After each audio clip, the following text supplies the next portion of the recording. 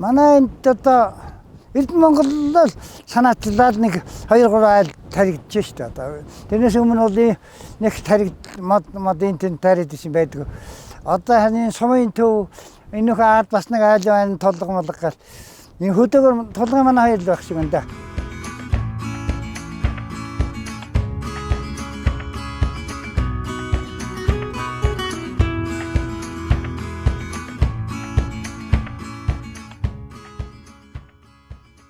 Нодлонгоос Эрдэнэ Монгол компани мод тарих тимийн санаачлага өрнүүлээд тэгээд энэ төсөлдөө хамтраад 2 дахь жилээ болж байна.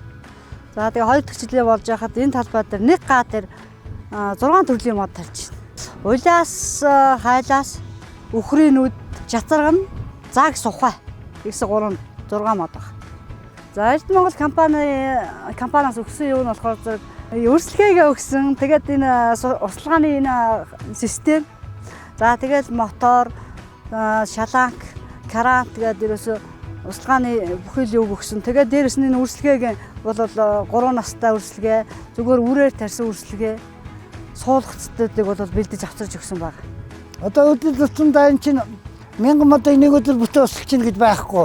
1000 гаруй мод чинь. 3 өдөр энэ ч одоо нодлонгийн мод үргэлжлэх чинь бол ингээ хийнгүүтэл ингээ 2 хонжил нэг өснө. 3 хаачж байгаа байхгүй энэ тарьсан үргэлжлэх мод. Тэгэл өдөрт нь 3 хонсон мод нэг 300 400 500 мод нэг өдөр дараагийн өдөр нь 500 дараагийн өдөр нь 500 тэгэл энэ тойрсон зэрлэг мэрлэг нь устгаа хийсэн үедээ зулгаагаад арчилаад тэгэл энэ доороос нь танд ярих юм байвал танаал тэгж л арчилж байна да. Тэр сургалт зөвлөгөөг нь одоо тэр нөгөө энэ ургамлыг хариуцж яадаг тэр чукагч ирээд юуг нь заагаад өгчдөг. Тарилт марилтынхын тэр хугацаа усалтын юуг зааж өгөөд тэгээ явдаг байгаа. Би бас нэг нутаг ус энэ чи одоо биний бас л нэг төрж өссөн нутаг энэ чи би бас энэ төрж өссөн нутагта бас л өөрийн гэсэн үлдээх юм нь одоо энэ л болж таарад байна. Тэгээ бас энэ чинь говь нутаг чинь чөлөлцөх явагдаж байгаа. Тэгээ энэ мэдээс бас хамгаалахын юугэнд бас хувь нэмэр оруулалт юм гээд би энд мод тарьсан байгаа. Тэгээ өөр хөвгтөд ч гэсэн бас үлдэстэй бас энэ чи харахад бас байж л байна.